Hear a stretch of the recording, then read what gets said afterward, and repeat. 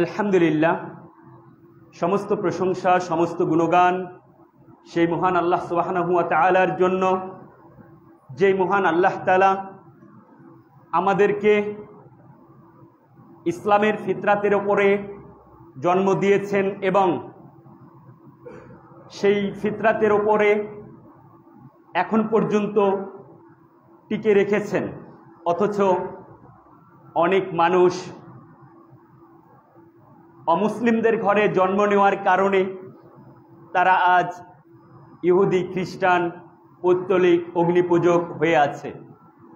যে মহান আল্লাহ তাআলা আমাদেরকে ইসলামের এই সুশীতল ছায়াতলে থাকার তৌফিক দান করেছেন, সেই মহান আল্লাহ তাআলার শুকরিয়া স্বরূপ সবাই বলি আলহামদুলিল্লাহ।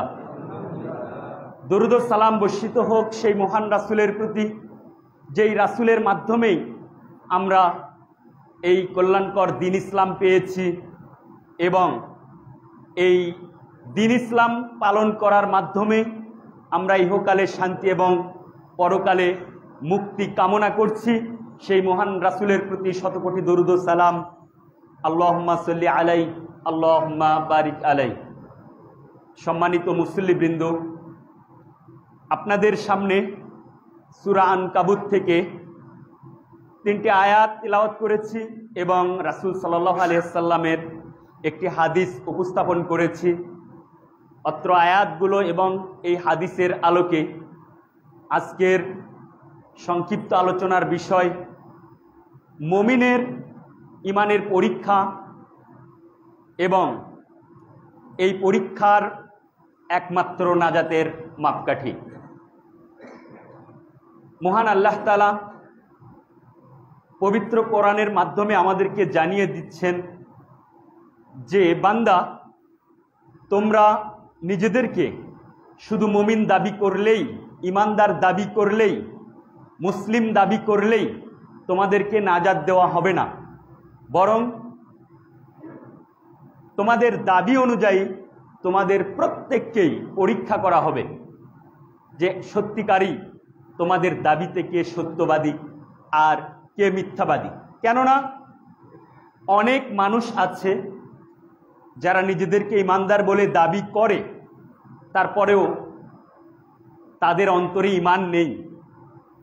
তারা কপটতার সাথে মিথ্যার আশ্রয় নিয়ে তারা অন্তরে কুফরি পোষণ করেও মুখে ঈমানের দাবি করে। মহান আল্লাহ তাআলা তাদের সেই ভণ্ডামির কথা আমাদেরকে জানিয়ে দিচ্ছেন, ওয়ামিনান নাসি মান ইয়াকুলু আমান্না বিল্লাহি ওয়া বিল ইয়াউমিল আখির ওয়া মা হুম বিমুমিনিন। এমনও মানুষ রয়েছে যারা বলে যে আমরা আল্লাহর প্রতি ঈমান এনেছি, আমরা পরকালের প্রতি ঈমান এনেছি। আল্লাহ তাআলা বলেন ওয়া মা হুম বিমুমিনিন, কিন্তু তারা প্রকৃতপক্ষে তারা ঈমানদার নয়। আবার অনেকেই আছে যারা ঈমানের দাবি করছে, পাশাপাশি তারা শিরকের সঙ্গেও লিপ্ত। নিজেকে মুসলিম বলে দাবি করে, আবার চাওয়ার ক্ষেত্রে তারা অন্য কারো কাছে চায়, মৃত ব্যক্তির কাছে চায়, যা দেওয়ার ক্ষমতা মানুষ রাখে না।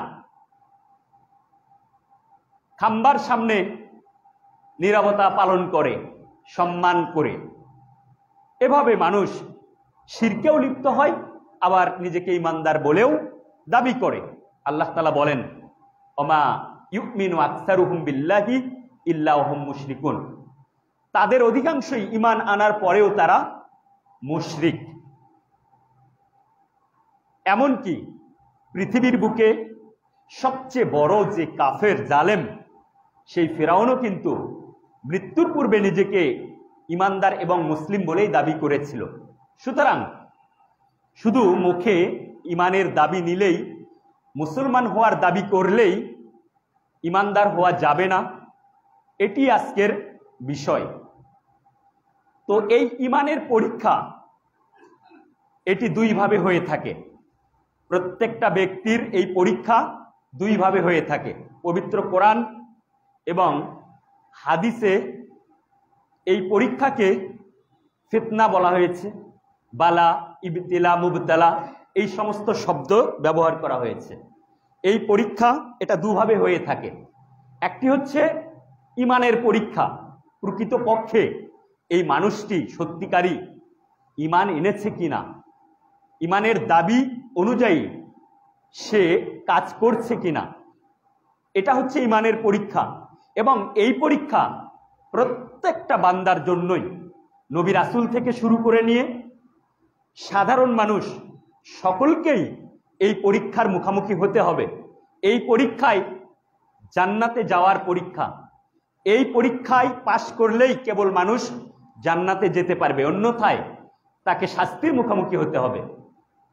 আর দ্বিতীয় যে পরীক্ষা, এটি হচ্ছে এই প্রথম পরীক্ষায় যখন পাশ করবে, প্রথম পরীক্ষায় যখন সে প্রমাণ করবে সে ইমানদার, এরপর মহান আল্লাহ তাআলা এই মুমিন ব্যক্তিকে বিভিন্ন প্রকার বালা মুসিবত, বিপদ আপদ, দুঃখ কষ্ট দিয়ে পরীক্ষা করে থাকেন তার মর্যাদা বৃদ্ধির জন্য। তার দ্বারা যে পাপগুলো হয়ে যায় এই পাপকে ঝরে ফেলানোর জন্য এই পরীক্ষাটা করে থাকেন। এই পরীক্ষা সকলের জন্য একই রকম নয়। এইটা ইমানের গতিভেদে কারো জন্য বেশি, কারো জন্য কম। কাউকে সন্তান দিয়ে আল্লাহ পরীক্ষা করেন, আবার কাউকে সন্তান না দিয়েও পরীক্ষা করেন, আবার কাউকে সন্তান দিয়ে আবার কেড়ে নিয়েও পরীক্ষা করেন, কাউকে অভাবী করে পরীক্ষা করেন, আবার কাউকে ধন সম্পদ দিয়ে পরীক্ষা করেন, আবার কাউকে ধন সম্পদ দিয়ে কেড়ে নিয়েও পরীক্ষা করেন, কাউকে সুস্থতা দিয়ে পরীক্ষা করেন, আবার কাউকে অসুস্থতা দিয়ে পরীক্ষা করেন। এভাবে এক একজনের পরীক্ষা এক এক রকম হয়ে থাকে। এইটা ইমানের গতির উপর ভিত্তি করে এই পরীক্ষাগুলো হয়ে থাকে। তো একজন ব্যক্তি যখন মুমিন হয়ে যাবে, প্রমাণ করে ফেলবে সে মুমিন, তখন এই পরীক্ষাগুলো পদে পদে ঘুরে ফিরে তার কাছে চলে আসবে। আর মুমিন ব্যক্তির ইমানের গতি যখন বেশি হবে, তখন এই সমস্ত বালা মুসিবত, এই সমস্ত দুঃখ কষ্ট, এই পরীক্ষাগুলোই সে ধৈর্য ধারণ করবে এবং এই পরীক্ষাগুলো তার কাছে সহজ মনে হবে। মহান আল্লাহ তাআলা বলেন, ওয়ালানাবলুয়ান্নাকুম বিশাইইম মিনাল খাউফি ওয়াল জুই ওয়া নাকসিম মিনাল আমওয়ালি ওয়াল আনফুসি ওয়াস সামারাত ওয়া বাশশিরিস সাবিরিন। ওয়ালানাবলুয়ান্নাকুম, আমি তোমাদেরকে পরীক্ষা করা হয় বিশাইইম মিনাল খাউফ, ভয় দিয়ে, ক্ষুধা দিয়ে, ধন সম্পদ কেড়ে নিয়ে, ফসল ফলাদি এগুলো নষ্ট করে দিয়ে, কখনো কখনো জীবন কেড়ে নিয়ে, প্রিয়জনকে কেড়ে নিয়ে পরীক্ষা করা হয়। এই সব পরীক্ষায় প্রকৃতপক্ষে মুমিন যে, সে বুঝবে যে আমার ইমানের এই পরীক্ষা মহান আল্লাহ তাআলা আমার কাছ থেকে নিচ্ছেন। আর এইটা জেনে যে মুমিন ধৈর্য ধারণ করবে, আল্লাহ তাআলা বলছেন ওয়াবাশশিরিস সাবিরিন, এই সমস্ত ধৈর্যশীলদের জন্য সুসংবাদ রয়েছে। তবে কারু কারু জন্য এইটা পরীক্ষা, আবার কারু কারু জন্য সেটা শাস্তি। যদি মুমিন না হয়ে থাকে তখন তার জন্য এটা শাস্তি হয়ে যায়। একই বালা মুসিবত, একই দুঃখ কষ্ট, কারু জন্য পরীক্ষা, কারু জন্য শাস্তি। মহান আল্লাহ তাআলা বলেন, ওয়ালানুযীকান্নাহুম মিনাল আযাবিল আদনা দুনাল আযাবিল আকবার লাআল্লাহুম ইয়ারজিউন। তাদেরকে বড় শাস্তি দেওয়ার আগেই আমি তাদেরকে ছোট শাস্তি আস্বাদন করাই, যেন তারা ফিরে আসে, সতর্ক করে দেওয়ার জন্য। এছাড়াও মহান আল্লাহ তাআলা বলেন, যহারাল ফাসাদু ফিল বাররি ওয়াল বাহর বিমা কাসাবাত আইদিন নাস। এই সমুদ্রে এবং স্থলে বিপর্যয় সৃষ্টি হয়েছে কিসের কারণে? মানুষ তার কৃতকর্মের কারণেই এই বিপর্যয় নিজ হাতে ডেকে নিয়ে এসেছে। এবং এই কৃতকর্মের কোনো কোনো কাজের শাস্তি আল্লাহ তাআলা এই দুনিয়াতেই আস্বাদন করান, যেন তারা ফিরে আসে। এইভাবে কাউকে কাউকে শাস্তিও দেওয়া হয়ে থাকে। তো মুমিন ব্যক্তি ইমানের পরীক্ষা দেওয়ার পর তার উপরে যে বালা মুসিবত দুঃখ কষ্টগুলো চলে আসে, এই সমস্ত দুঃখ কষ্ট বালা মুসিবত সম্পর্কিত কয়েকটি হাদিস আপনাদের সামনে আমি উপস্থাপন করব। সাদ ইবনে আবি ওয়াক্কাস রাদিয়াল্লাহু আনহু তিনি বর্ণনাকারী। তিনি বলেন যে সুইলা রাসূলুল্লাহ সাল্লাল্লাহু আলাইহি ওয়াসাল্লাম, রাসূল সাল্লাল্লাহু আলাইহি ওয়াসাল্লামকে প্রশ্ন করা হয়েছিল, আইয়ুন নাসি আশাদ্দু বালাআন, কোন ব্যক্তি সবচেয়ে বেশি বিপদ আপদগ্রস্ত হয়ে থাকে, পরীক্ষিত হয়ে থাকে, দুঃখ কষ্ট পেয়ে থাকে? রাসূল সাল্লাল্লাহু আলাইহি ওয়াসাল্লাম বলেন, আল আম্বিয়াউ, নবী রাসূলগণ। যারা নবী রাসূল তারা সবচেয়ে বেশি বিপদ আপদের মুখোমুখি হয়ে থাকেন, কেননা তাদের ইমানের তেজ সবচেয়ে বেশি, তাদের ইমান সবচেয়ে বেশি মজবুত, সবচেয়ে বেশি শক্তিশালী, তাই তাদের পরীক্ষাও সবচেয়ে বেশি, সবচেয়ে বেশি বিপদ আপদ তাদের কাছে আসে। আমরা পবিত্র কোরআনে পাই ইব্রাহিম আলাইহিস সালাম, মুসা আলাইহিস সালাম, জাকারিয়া আলাইহিস সালাম, ইয়াকুব আলাইহিস সালাম, তাদেরকে আল্লাহ তাআলা বড় বড় বিপদ আপদ দিয়ে, বালা মুসিবত দিয়ে, দুঃখ কষ্ট দিয়ে পরীক্ষা করেছেন। এই সমস্ত পরীক্ষায় কোনো সাধারণ মানুষ পাশ করতে পারত না, কারণ নবী রাসূলের ইমান সাধারণ মানুষের ইমানের তারতম্য রয়েছে। এই জন্য রাসূল সাল্লাল্লাহু আলাইহি ওয়াসাল্লাম বলেছেন যে সবচেয়ে বেশি পরীক্ষিত হয়ে থাকেন আম্বিয়াগণ, নবী রাসূলগণ। আমাদের রাসূল পদে পদে তিনি পরীক্ষিত হয়েছেন। যেই রাসূল সাল্লাল্লাহু আলাইহি ওয়াসাল্লাম জীবনে কখনো মিথ্যা কথা বলেননি, যেই রাসূল সাল্লাল্লাহু আলাইহি ওয়াসাল্লাম জীবনে কখনো আমানতের খেয়ানত করেননি, কাউকে তিনি জীবনে কোনোদিন কষ্ট দেননি, তিনি কখনোই কেউ অপমানিত হবে এমন কথা পর্যন্ত বলেননি। যার কারণে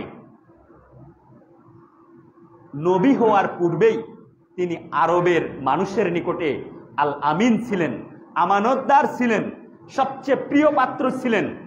আর এটাই প্রমাণ করে যখন কাবা ঘরের দেয়ালে কালো পাথর স্থাপন করা হয়, সেই রাসূল যখন তাওহীদের দাওয়াত দিলেন তখন তাদের উল্টা আচরণের শিকার হলেন। তাকে বিভিন্ন অভিযোগ দেওয়া হলো, তাকে কবি বলা হলো, তাকে গণক বলা হলো, তাকে একঘোড়া করা হলো, তাকে বিভিন্নভাবে কষ্ট দেওয়া হলো। তায়েফে তিনি রক্তাক্ত হলেন। রাসূলের জীবনের সবচাইতে বেদনাদায়ক দিন ছিল এটা। রক্তাক্ত করে তায়েফ থেকে তাকে বের করে দেওয়া হয়েছে। তাকে তারই আত্মীয় স্বজন, তারই পাড়া প্রতিবেশী, তারা তাকে হত্যা করার মতো ষড়যন্ত্র করলো, তাকে তার জন্মভূমি থেকে বের করে পর্যন্ত দিল। তো এইভাবে পদে পদে তারা নবী রাসূলগণ পরীক্ষিত হয়েছেন। সুম্মাল আমসাল ফাল আমসাল, এরপর নবী রাসূলের কাছাকাছি যারা ইমানের দিক থেকে, তারা তারপরে পরীক্ষিত হয়েছেন। দেখেন সেই সময়ের আসহাবে কাহাফের যুবকরা, এরপর আপনার রাসূল সাল্লাল্লাহু আলাইহি সাল্লামের যুগে এই যে বিলাল, খাব্বাব, তারপর আম্মার, এই সমস্ত সাহাবীগণ রিদওয়ানুল্লাহ আলাইহিম, তারা কিভাবে পরীক্ষার মুখোমুখি হয়েছেন, কত বিপদের মুখোমুখি হয়েছেন। আমরা তো সাজানো গোছানো ইসলাম পেয়েছি, কিন্তু তারা ইসলামের জন্য যে কষ্ট করেছেন, যেভাবে পরীক্ষিত হয়েছেন। মুসআব ইবনে উমাইর, তিনি উচ্চ বংশের একজন টকবকে যুবক ছিলেন, শুধুমাত্র ঈমান আনার কারণে তিনি পরিবার থেকে বিতাড়িত হয়েছেন এবং হাবাসা থেকে যখন ফিরে আসে এই মুসআব বিন উমাইর রাদিয়াল্লাহু আনহুকে চেনার উপায় ছিল না।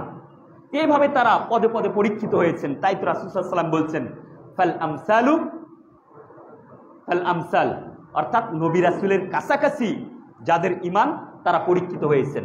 অন্য বর্ণনায় এসেছে যে সুম্মা আস-সালিহুন, যারা সলেহীন তারা পরীক্ষিত হয়েছেন। আবু বকর রাদিয়াল্লাহু আনহু, তাকে কাবা ঘরের সামনে রক্তাক্ত করা হয়েছে। ঠিক এমনিভাবে ওমর রাদিয়াল্লাহু আনহু, উসমান রাদিয়াল্লাহু আনহু, আলী রাদিয়াল্লাহু আনহু, তারা অনেক বেশি পরীক্ষার মুখোমুখি হয়েছেন। তো এইভাবে রাসূল সাল্লাল্লাহু আলাইহি সাল্লাম বলেছেন, সবচেয়ে বেশি পরীক্ষার মুখোমুখি হয়ে থাকেন নবী রাসূলগণ, তারপর ইমানের গতিতে যারা নবী রাসূলের কাছাকাছি তাদের পরীক্ষাও তত বেশি হয়ে থাকে। ইউবতালার রাজুলু আলা হাসাবি দীনিহি, প্রত্যেক ব্যক্তি পরীক্ষিত হয়ে থাকে তার দিনের গতি অনুযায়ী। সে দিনকে যত বেশি মজবুত করে ধরে রাখবে তার পরীক্ষাও তত বেশি হবে। দিনকে যত বেশি শিথিল মনে করবে তার পরীক্ষাও তত কম হবে। এই জন্য কোনো ব্যক্তি যদি মনে করে যে আমার জীবনে যা কিছু ঘটুক না কেন আমি দ্বীন ইসলামের কোনো বিধানকে লঙ্ঘন করব না, আমি দ্বীন ইসলামের প্রত্যেকটা বিধানকে পুঙ্খানুপুঙ্খভাবে আমি পালন করব, এই ইমানের তেজ যদি কোনো ব্যক্তির মধ্যে থাকে তাহলে এই ব্যক্তি পদে পদে বাধার সম্মুখীন হবে। এই ব্যক্তি পরিবারের বাধার সম্মুখীন হবে, সেই ব্যক্তি আত্মীয় স্বজনের বাধার সম্মুখীন হবে, এই ব্যক্তি সমাজের কাছে বিভিন্ন ধরনের গুঞ্জন শুনতে হবে, এই ব্যক্তি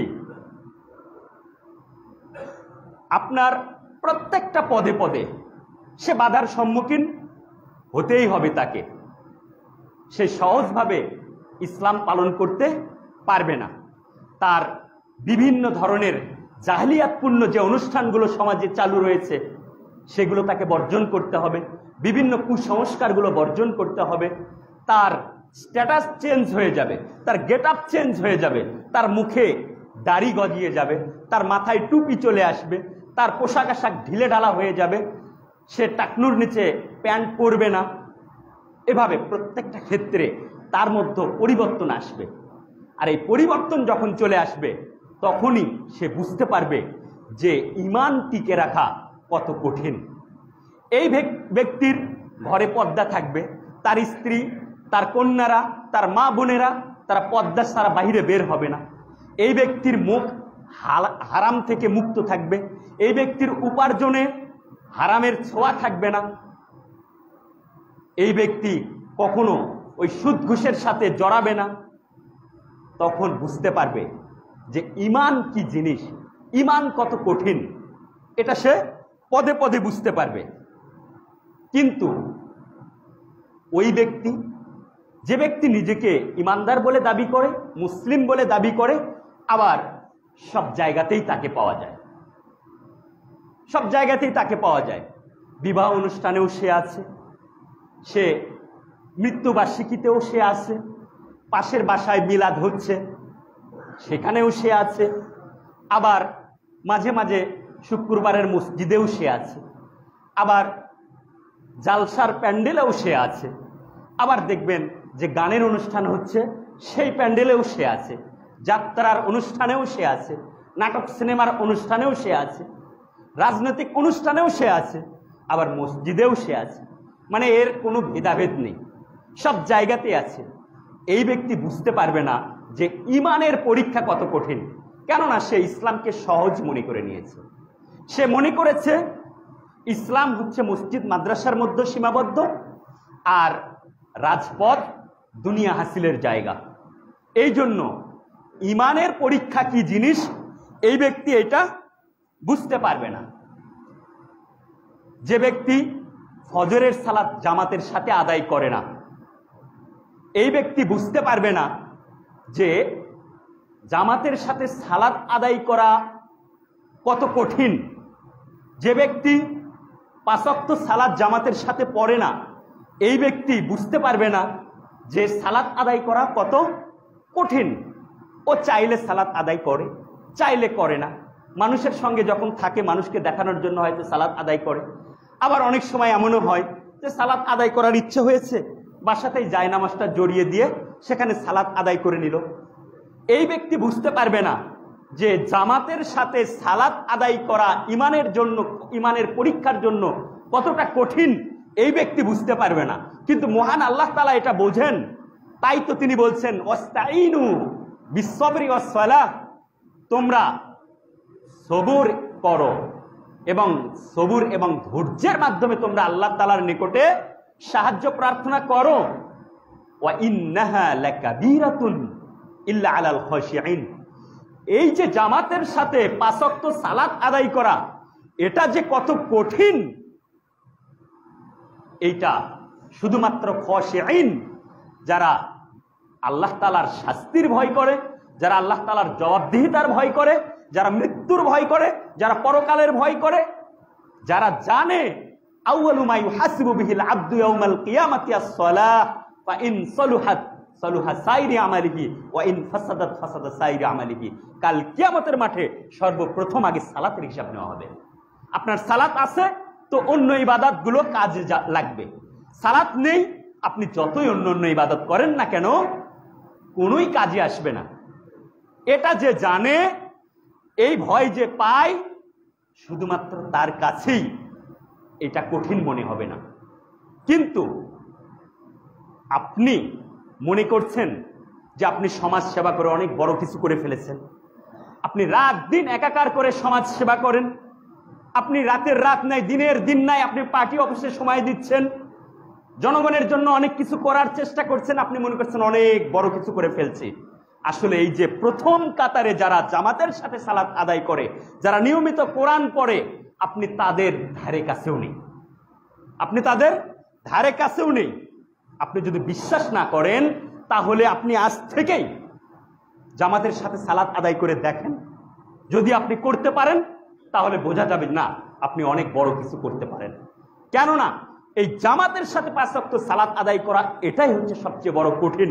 তাই তো আল্লাহ তাআলা বলেছেন ওয়া ইন্নাহা লাকাবীরাতুন ইল্লা আলাল খাশিঈন, নিশ্চয় এই 5 ওয়াক্ত সালাত আদায় করা এটা অনেক কঠিন বিষয়, তবে তারাই পারবে যারা মুত্তাকি, যারা ভয় পায় আল্লাহকে, আল্লাহর জবাবদিহিতাকে ভয় পায়, তারাই পারবে।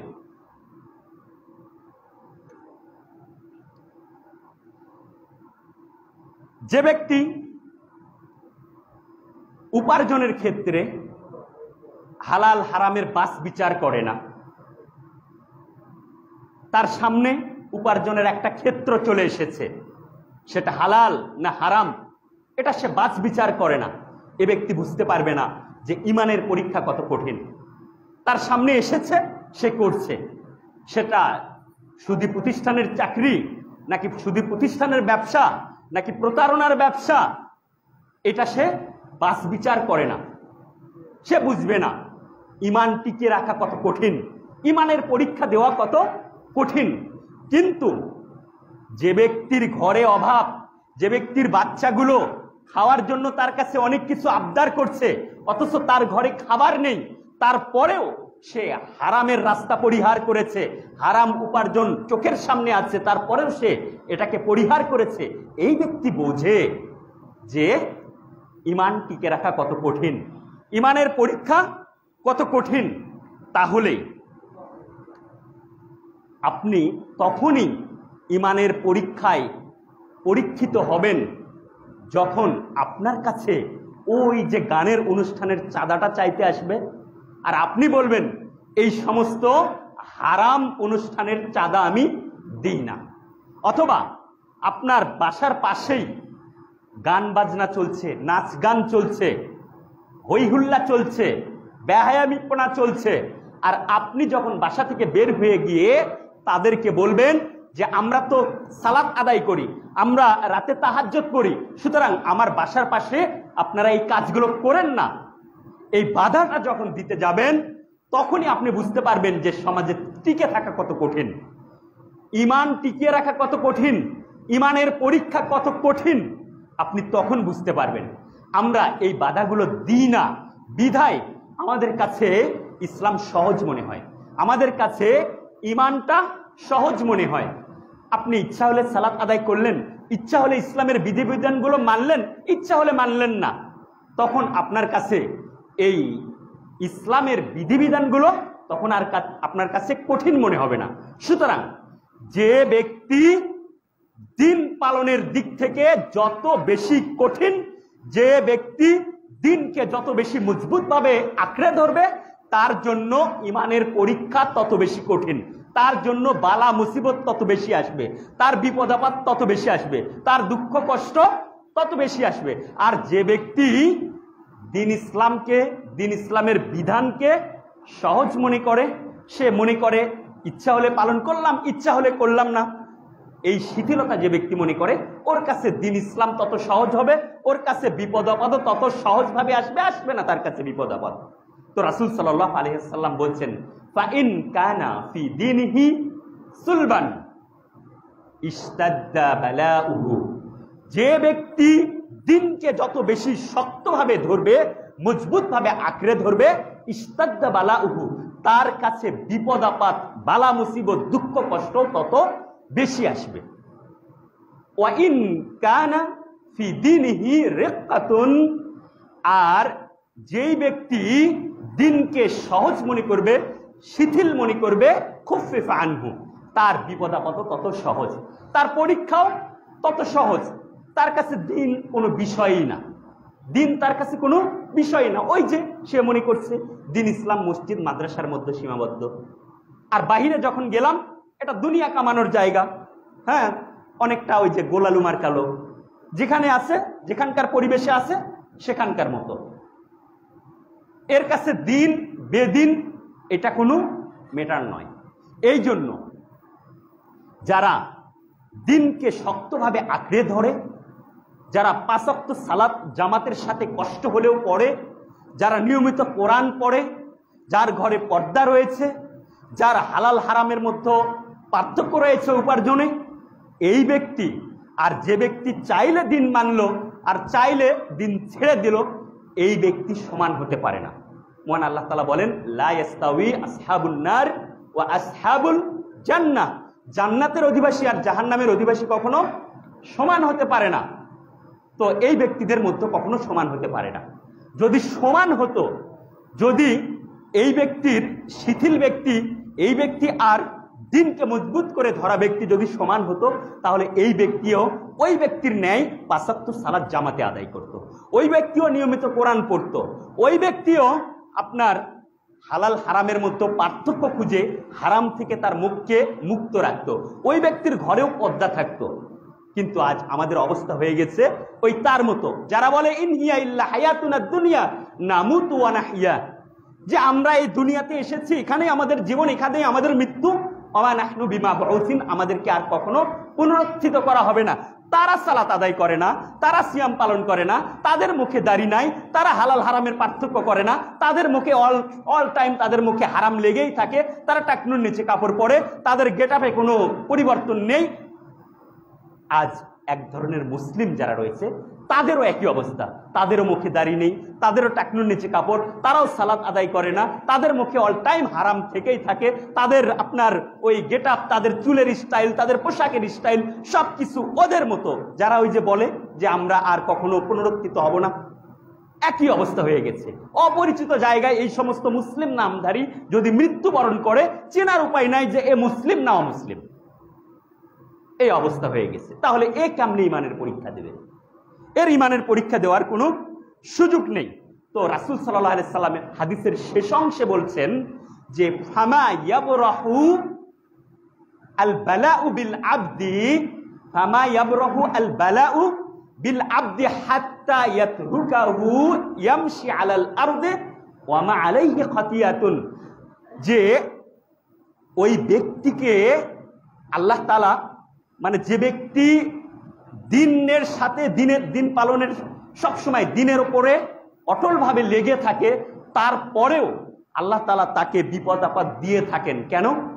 কারণ আল্লাহ তাআলা চান যে ওই ব্যক্তি যখন এই জমিন থেকে চলে যাবে, পৃথিবী থেকে যখন চলে যাবে, তখন যেন ওর আমল নামায় কোনো পাপ না থাকে, ওর আমল নামায় যেন কোনো পাপ না থাকে। আল্লাহ তাআলা এটা চান।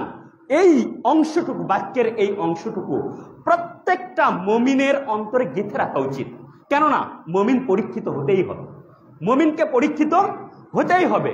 সুতরাং কোনো ব্যক্তি যদি মনে করে যে আমি তো দিন ইসলাম সবসময় পালন করি, আমি তো দিন ইসলামের ওপর যতটা সম্ভব থাকার চেষ্টা করি, তারপরেও আমার কেন এত কষ্ট, আমার কেন এই বিপদ, আমার কেন সেই বিপদ, আমার কেন ব্যবসায় ধস নামছে, আমার কেন চাকরি চলে যাচ্ছে, আমার কেন সন্তানটা মারা যাচ্ছে, আমার কেন মানে কোনো উন্নতি নেই, এটা যেন সে মনে না করে।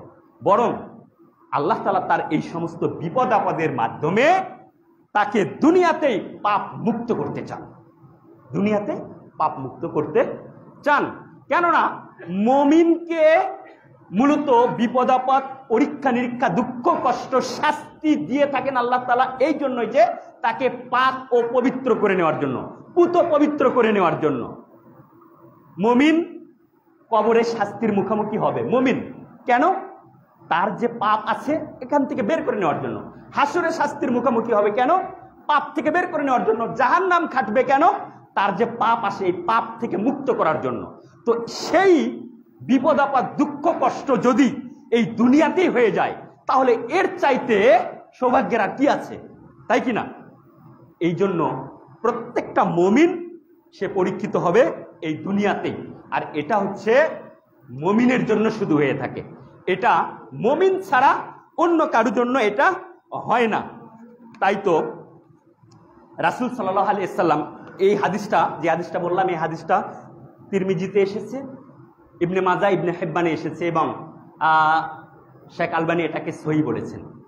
তো ইমাম বুখারী এই হাদিসটা সরাসরি নিয়ে আসেননি, তবে তিনি এই হাদিসের প্রথম অংশ যেটা, সেটা হচ্ছে আসাদুল বালাই আল আম্বিয়া ও সুম্মাল আমসাল ফাল আমসাল, এই অংশ দ্বারা তিনি একটা বাব রচনা করেছেন এবং সেই বাবে তিনি একটি হাদিস নিয়ে এসেছেন, যে হাদিসের মধ্যে রাসূল সাল্লাল্লাহু আলাইহি সাল্লাম তুলে ধরেছেন যে প্রত্যেক বান্দাকে পরীক্ষার, অর্থাৎ মুমিনকে পরীক্ষার মুখোমুখি করা হয় এই জন্য যে ওই পরীক্ষার মাধ্যমে আল্লাহ তাআলা তার পাপগুলোকে মোচন করে দেন।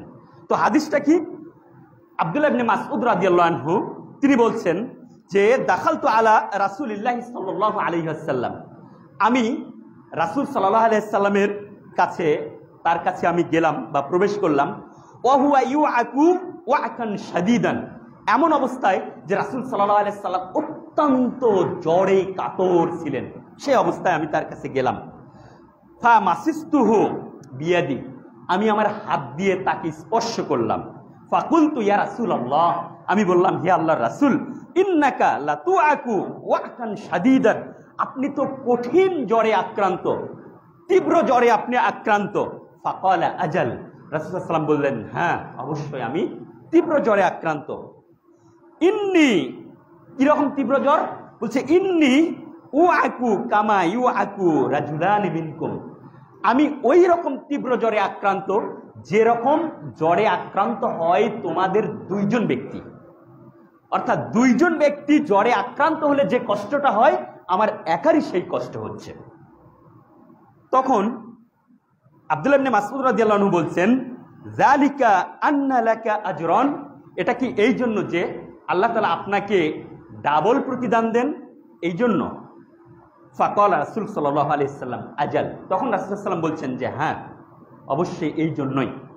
এরপর রাসূল সাল্লাল্লাহু আলাইহি ওয়াসাল্লাম বলছেন মা মিন মুসলিমিন ইউসিবুহু আযান মিন মারাদিন ফামা সিওয়াহু, এমন কোন মুসলিম নেই যেই মুসলিম কষ্টে নিপাতিত হয়, সেটা হোক অসুস্থতা, হোক সেটা অসুস্থতা অথবা অন্য কিছু, ইল্লা হাত্তাল্লাহু লাহু সাইয়্যাতুহু, আল্লাহ তাআলা সেই অসুস্থতার বিনিময়ে, কষ্টের বিনিময়ে তার পাপগুলোকে মোচন করে থাকেন।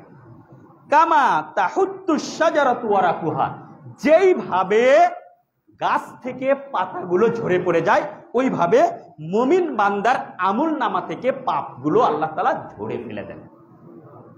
দেখেন না, ওই যে বসন্তকালে কিছু কিছু গাছের পাতা ঝরে পড়ে গিয়ে শুধুমাত্র কাণ্ডগুলো অবশিষ্ট থাকে, তো ওই পাতার ন্যায় আল্লাহ তাআলা মুমিনকে দুঃখ কষ্ট দিয়ে, অন্য হাদিসে এসেছে মা ইউসিবুল মুসলিমু মিন নাসাবিন ওয়ালা ওয়াসাবিন ওয়ালা হাম্মিন ওয়ালা হুজনিন ওয়ালা আযান ওয়ালা হাম্মিন ইল্লা কাফফারাল্লাহু বিহা খাতায়াহু, আল্লাহ তাআলা মুসলিম ব্যক্তিকে, মুমিন ব্যক্তিকে দুঃখ, যন্ত্রণা, দুর্দশা, অসুস্থতা, চিন্তা, ক্লেশ এসব কিছু দিয়ে থাকেন।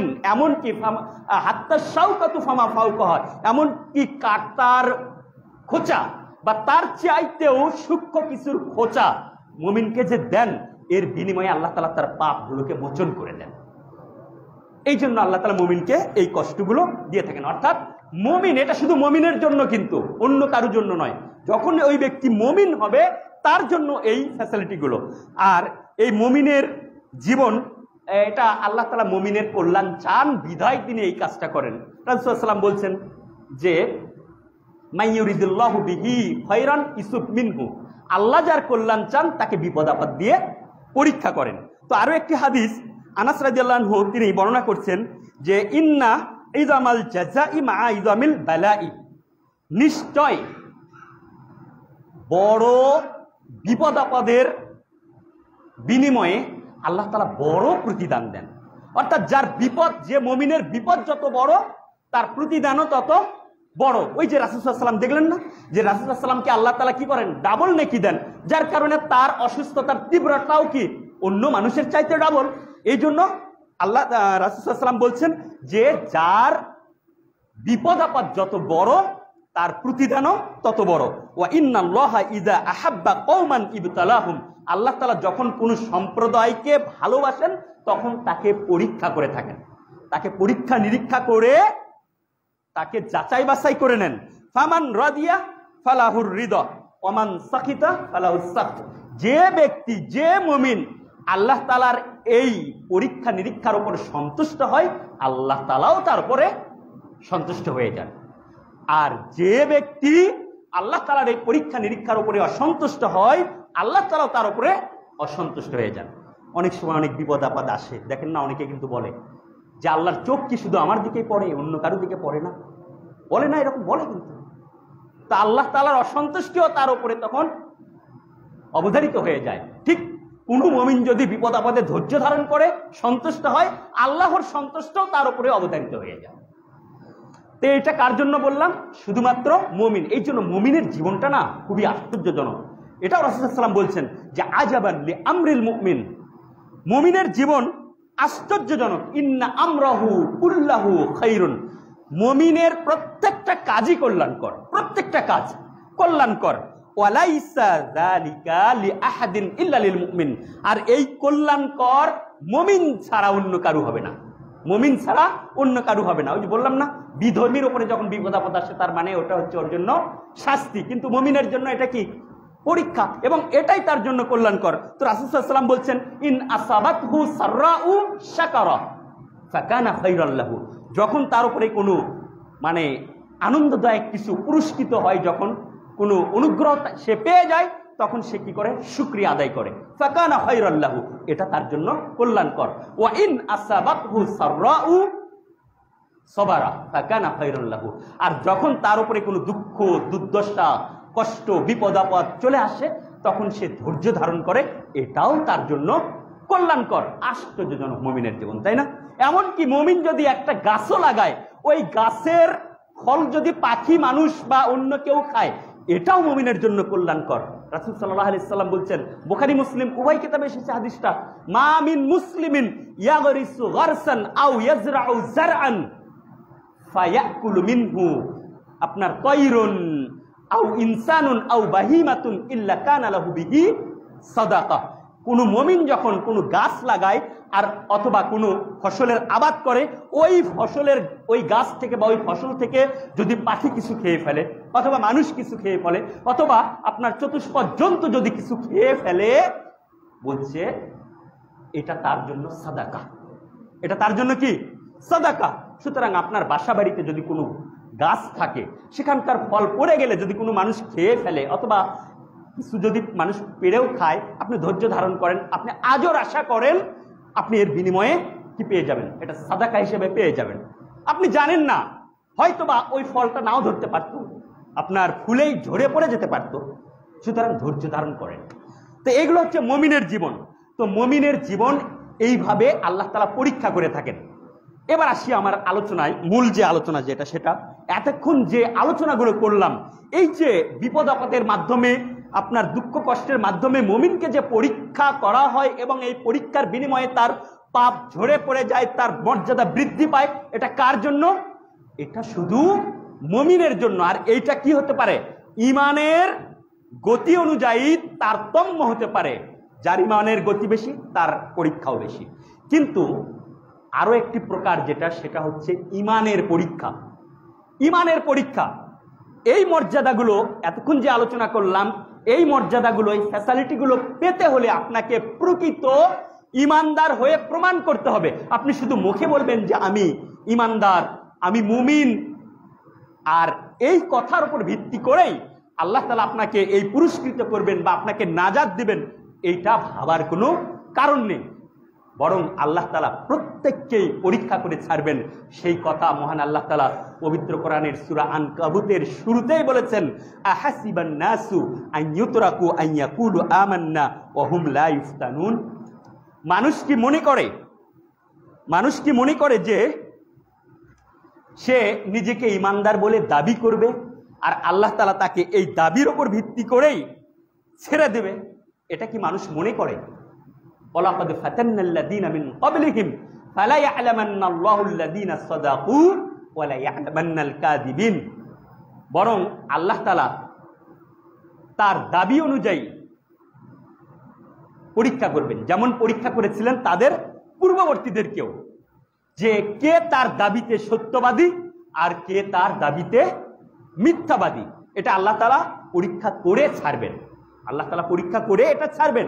ওই যে আমি বললাম যে আপনি এই যে যারা প্রথম কাতারে জামাতের সাথে সালাত আদায় করে, আপনি কি মনে করছেন যে এই সালাত আদায় করা এটা এমনি এমনি হয়ে থাকে? প্রত্যেকটা মানুষকে, প্রত্যেকটা মুমিন ব্যক্তিকে, প্রত্যেকটা মুসলিম, নামধারী মুসলিম যারা আছে, যারা দাবি করে, এই প্রত্যেককে আল্লাহ তাআলা পরীক্ষা করে ছাড়েন। ইসলামের প্রত্যেকটা রুকন মুমিনের জন্য পরীক্ষা। হারাম পরিহার করা মুমিনের জন্য পরীক্ষা। মুয়াজ্জিন দৈনিক 5 বার মসজিদ থেকে ডাকছে আপনাকে, হাইয়া আলাস সালাহ, হাইয়া আলাল ফালাহ, এসো সালাতের দিকে, এসো কল্যাণের দিকে। আপনি কি মনে করেন যে এটা মসজিদ কমিটির পক্ষ থেকে সিদ্ধান্ত নিয়ে ডাকা হচ্ছে? না, এটা মহান আল্লাহ তাআলার পক্ষ থেকে এই ডাকটা দেওয়া হয়। এই ডাকে যে সাড়া দেয় সেই প্রমাণ করে যে সে সত্যিকারের ইমানদার। আর যে ব্যক্তি এই ডাক শোনার পরেও এই ডাকে সে সাড়া দেয় না, সেই কিন্তু এই পরীক্ষায় ফেল, সেই ইমানের পরীক্ষায় ফেল। এভাবে প্রত্যেকটা দিন দৈনিক 5 বার তাকে পরীক্ষা করা হয়। এই যে ফজরের সময় পরীক্ষা করা হয়েছে, এখন এসেছেন, এখনো পরীক্ষায় আপনি প্রমাণ করছেন। আবার একটু পরে আসর সময় হবে, মাগরিব হবে, ঈশা হবে। প্রত্যেকটা দিন এভাবে 5 বার করে মুমিনকে কি করা হয়? পরীক্ষা করা হয়। তাই যদি না হবে তাহলে রাসূল সাল্লাল্লাহু আলাইহি সাল্লাম বললেন, বাইনাল আবদি ওয়াশ শিরকি ওয়াল কুফরি তারকিস সালাহ ফামান তারাকাহা ফাকাদ কাফারা। বান্দার মাঝে শিরক এবং কুফরের মাঝে পার্থক্য হচ্ছে কি? সালাত। যে ব্যক্তি এটাকে ছেড়ে দিল সে কুফরি করলো। এবার নেন আপনি ইমানের পরীক্ষা কোথায়? আপনি যদি এই 5 ওয়াক্ত সালাত, এটা আপনার জন্য পরীক্ষা। একজন মানুষ ইমান আনবে কি বলে? আশহাদু আল্লা ইলাহা ইল্লাল্লাহ ওয়া আশহাদু আন্না মুহাম্মাদান আবদুহু ওয়া রাসূলুহু, তাই তো? এই ইমান আনার পরেই তার উপর অবধারিত হয়ে যায় কি? সেটা ইকিমুস সালাহ, সালাত কায়েম করা। এটা যদি না থাকে তাহলে সে পরীক্ষায় ফেল।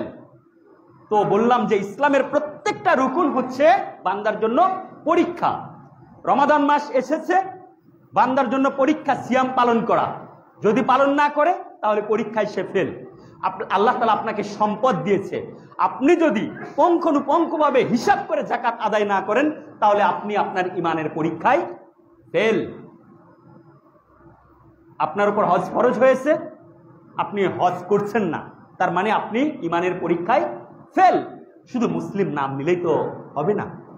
একবার রিয়াদে গেলাম, এক লোক বৃদ্ধ লোক, তার সঙ্গে কথা হচ্ছে। তো আমাদেরকে বলছে কোথা থেকে আসছি আমরা বললাম আমরা মদিনা ইউনিভার্সিটি থেকে আসছি। কথায় কথায় ওই লোক বলছে ওই এখনো কোনোদিন আপনার ওই মদিনা বা মক্কায় যায়নি, অথচ সে সৌদি আরবের লোক। তো হজ করার শর্ত কি? সামর্থ্য থাকতে হবে, আর্থিক সামর্থ্য এবং শারীরিক সামর্থ্য। সৌদি আরবের মধ্য থেকে মক্কা মদিনায় যেতে কতটুকু অর্থ লাগে? সেই ইমানের পরীক্ষা দেয়নি, ইমানের পরীক্ষায় ফেল।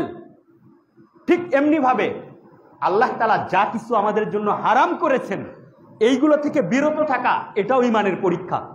আল্লাহ তাআলা কঠিনভাবে সুদকে হারাম করেছেন এবং তিনি বলেছেন যে এই সুদ এটা হচ্ছে আসসাবউল মুবিকাত, 7টি যে ধ্বংসাত্মক পাপ রয়েছে এর মধ্যে একটি। আজ অধিকাংশ বাংলার মুসলিম তারা কোনো না কোনো ভাবে সুদের সঙ্গে জড়িত, এখানেই তারা ইমানে ফেল। এইভাবে জিনা ব্যভিচারের সঙ্গে জড়িত, মিথ্যার সঙ্গে জড়িত, প্রতারণার সঙ্গে জড়িত, হারাম উপার্জনের সঙ্গে জড়িত, তার মানে তারা তাদের ইমানের পরীক্ষায় এখানে ফেল হয়ে গেছে। তো এই পরীক্ষাগুলো, এই ইমানের পরীক্ষা, এটা কিন্তু আগের যে পরীক্ষা বললাম ওটার মতো তারতম্য নেই। এই পরীক্ষাগুলো প্রত্যেকটা মানুষের জন্যই সমান। এই জন্য আল্লাহ তাআলা বলছেন আহাসিবান নাসু আইয়ুতরাকু আন ইয়াকুলু আমান্না ওয়া হুম লা ইফতানুন। মানুষ কি মনে করে, প্রত্যেক মানুষ, এটা নবী রাসূল থেকে শুরু করে নিয়ে সাধারণ মানুষ প্রত্যেককে এই পরীক্ষার মুখোমুখি হতে হবে যে মানুষ কি মনে করে যে সে নিজেকে ইমানদার বলে দাবি করবে। আমি ইমানদার, প্রত্যেকেই বলছে, কিন্তু এই যে বাংলার 90% মানুষ বলছে আমি ইমানদার, আমি মুসলিম, এবং মারা গেলে তাকে ওই মুসলিমের কবরস্থানে দাফন করা হচ্ছে, তার জানাজা করা হচ্ছে, সবই করা হচ্ছে, অথচ ওই ব্যক্তি আপনার কি করছে? শিরক করছে। আপনার ওই যে নিজের স্ট্যাটাস বজায় রাখার জন্য বা নিজের ওই ক্ষমতা ধরে রাখার জন্য সে চাচ্ছে কোথায় গিয়ে? মাজারে গিয়ে চাচ্ছে, মাজারে গিয়ে চাচ্ছে। আমাদের যারা সরকার গঠন করে দেখবেন প্রত্যেক পূর্ব ইতিহাস যেটা বলে, সর্বপ্রথম আগে তারা গিয়ে শাহজালালের মাজারে গিয়ে ওখানে গিয়ে আগে কি করে? আগে বাবার কাছ থেকে চায়, তারপর তারা ভোট চেয়ে বেড়ায় সব জায়গায়। তারাও নিজেকে মুসলিম বলে দাবি করছে, তারাও নিজেকে মুসলিম বলে দাবি করছে যারা আল্লাহ তাআলার আইনকে বাদ দিয়ে মানুষের বস্তাপচা মতবাদকে, বস্তাপচা আইনকে প্রতিষ্ঠিত করার জন্য নিজের জীবন পর্যন্ত বিলিয়ে দিচ্ছে। এরাও মুসলিম, নিজেকে মুসলিম বলে দাবি করছে, এরাও নিজেকে ইমানদার বলেই দাবি করছে। তাই তো আল্লাহ তাআলা বলছেন শুধু দাবি করলেই নাজাত পাওয়া যাবে না, দাবি নাজাত দেবে না, বরং নাজাত পেতে হলে মানুষকে ইমানের পরীক্ষা দিতে হবে, এবং এই পরীক্ষা আমল ও আচরণের মাধ্যমে এই পরীক্ষা আসবে। মহান আল্লাহ তাআলা বলেন ইন্নাল্লাযীনা আমানু ওয়াল্লাযীনা হাদু ওয়ান নাসারা ওয়াস-সাবিঈনা মান আমানা বিল্লাহ। দেখেন বলছে যারা ইমানের দাবি করছে, যারা ইহুদি, যারা খ্রিস্টান, যারা অগ্নিপূজক, যারা অন্য অন্য ধর্মে যারাই ছিল বা যারাই দাবি করুক না কেন, তারা যদি কি করে জানেন? মান আমানা বিল্লাহ, আল্লাহর প্রতি যদি ঈমান আনে, মান আমানা বিল্লাহি ওয়াল ইয়াউমিল আখির, আখিরাতের প্রতি ঈমান আনে, ওয়া আমিলা সলিহান, সৎকর্ম করে, ফালাহুম আজরুহুম ইনদা রাব্বিহিম, আল্লাহ তাআলার নিকটে কি রয়েছে? প্রতিদান রয়েছে। ওয়ালা খাউফুন আলাইহিম ওয়ালা হুম ইয়াহজানুন, আর তাদের কোনো ভয় নেই, তাদের কোনো চিন্তা নেই। সুতরাং দাবি যে যাই করুক না কেন, সে ইহুদি হোক, খ্রিস্টান হোক, যাই কিছু ছিল হোক না কেন, কিন্তু যখনই সে ঈমান এনেছে, সৎকর্ম করেছে, আল্লাহ তাআলা তাকেই কি করে দেবেন? নাজাত দিয়ে দেবেন। কিসের ভিত্তিতে? ঈমানের ভিত্তিতে, আমলের ভিত্তিতে। আর আপনি আমলবিহীন ঈমান নিয়ে নাজাত পেতে চান, এটা কোনোদিন সম্ভব নয়, কোনোদিন এটা সম্ভব নয়। আমলবিহীন ঈমান টিকবে না, এটা শুধু মুখের কথা, এটা শুধু মুখের কথা। তাই আমাদেরকে প্রকৃত পরীক্ষা যেটা, সেটা হচ্ছে আমাদেরকে আল্লাহ তাআলার যে বিধানগুলো রয়েছে ঈমানকে টিকিয়ে রাখার জন্য, প্রত্যেকটা বিধানকে আমাদেরকে মানতে হবে পুঙ্খানুপুঙ্খভাবে। এটাই হচ্ছে আপনার ঈমানের পরীক্ষা। পাশাপাশি যে হারামগুলো রয়েছে এগুলোকে বর্জন করতে হবে, এটাই হলো আপনার ঈমানের পরীক্ষা।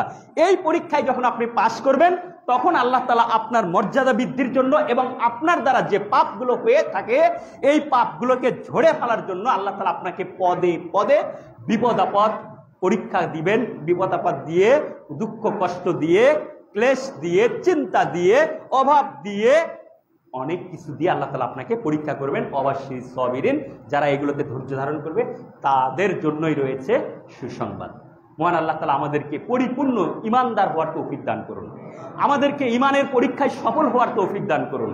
আমাদের যে পাপ কর্মগুলো রয়েছে এই পাপ কর্মগুলো আমাদের এই সমস্ত পরীক্ষা নিরীক্ষার মাধ্যমে আল্লাহ তাআলা ধৈর্য ধারণ করেন যেন, এবং আমাদের এই পাপগুলো যেন ঝরে ফেলে দেন, এবং আমরা যেন পরিপূর্ণ পাপ মুক্ত হয়ে মহান আল্লাহ তাআলার সঙ্গে সাক্ষাৎ করতে পারি, এই কামনা রেখে আজকের আলোচনা আমি এখানে শেষ করলাম।